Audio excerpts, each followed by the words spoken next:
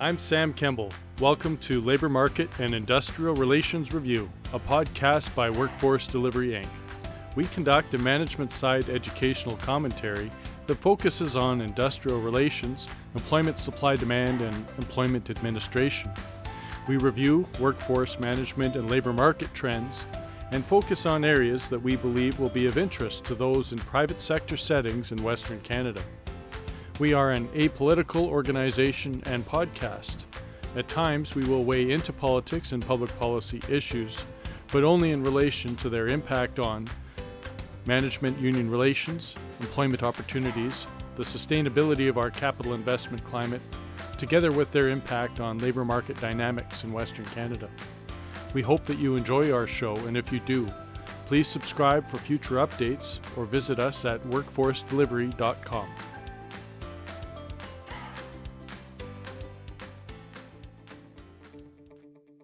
Well, thank you so much for joining us and for sharing your experience and knowledge. Would you please tell us a little bit about who you are and what you do? I'm Sam Kemble, and I'm a labor relations practitioner for my own firm, Workforce Delivery Inc. We provide advice to companies and employers on securing a workforce, developing a workforce, and managing a workforce, primarily on construction and industrial sites in Western Canada. Great. So as you're aware, in 2015, the Truth and Reconciliation Commission of Canada released its final report and 94 calls to action.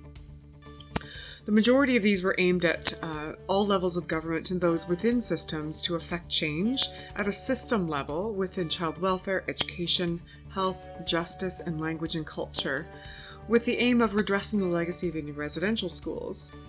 There are those too that also work at advancing the process of reconciliation, and these are more granular and geared towards various levels of Canadian society. Specifically in relation to the business sector, calls to action number 92II calls on the corporate culture to ensure that Aboriginal peoples have equitable access to jobs, training, and education opportunities in the corporate sector, and that Aboriginal communities gain long-term sustainable benefits from economic development projects. Can you describe for me some of the ways in which you've implemented Call to Action 92II in your work?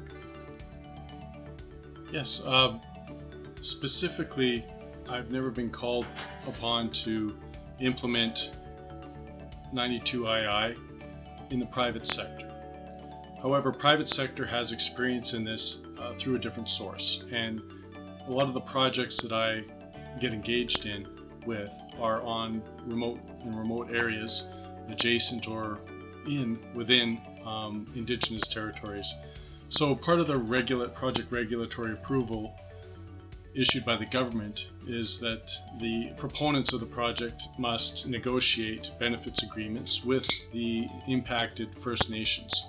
And then those terms and conditions, those benefits agreements, incorporate access to jobs and training, and that gets pushed down to companies or employers that are engaged on the project. That's been the balance of my experience. Fantastic, thank you. So with that experience, can you describe some of the challenges in relation to implementing calls to action, or maybe some of the barriers that you face behind closed doors?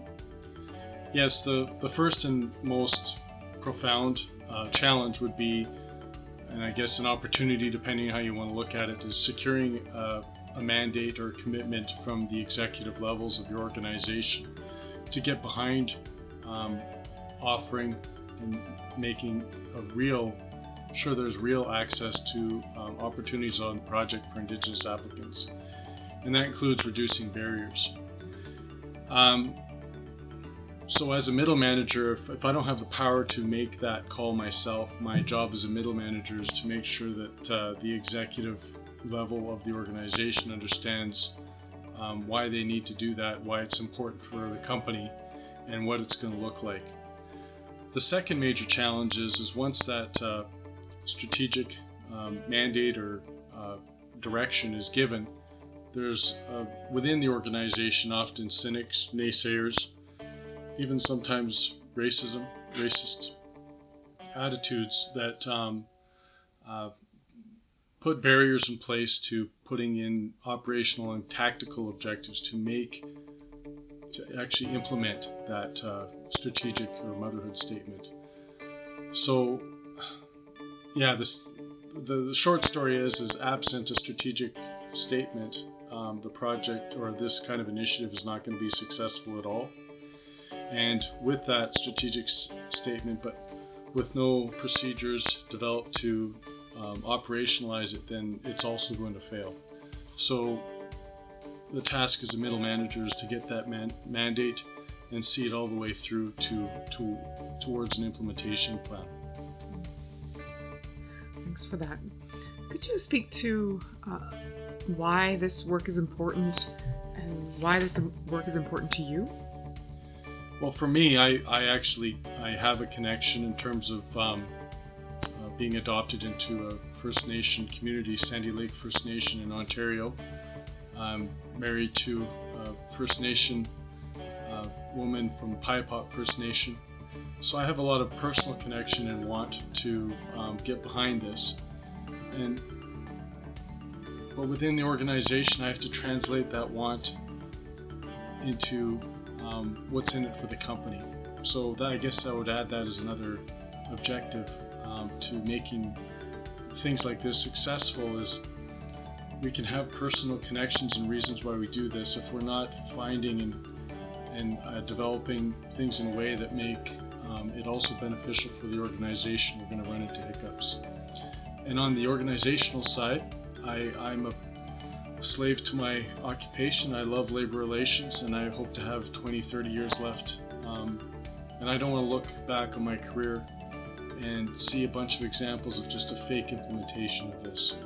And I've seen a lot of instances where these efforts have either been not pursued with the vigor that they require, or it's also just been people have given up too quickly and it's not produced meaningful results. The 92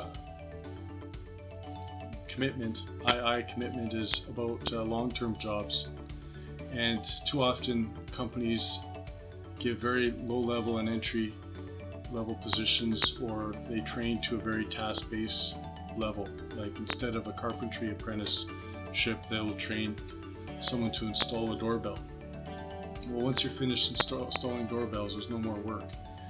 And that kind of minimalist approach is actually, in a lot of ways, does damage to the community, the economics of the community, because people get a good paycheck for a while.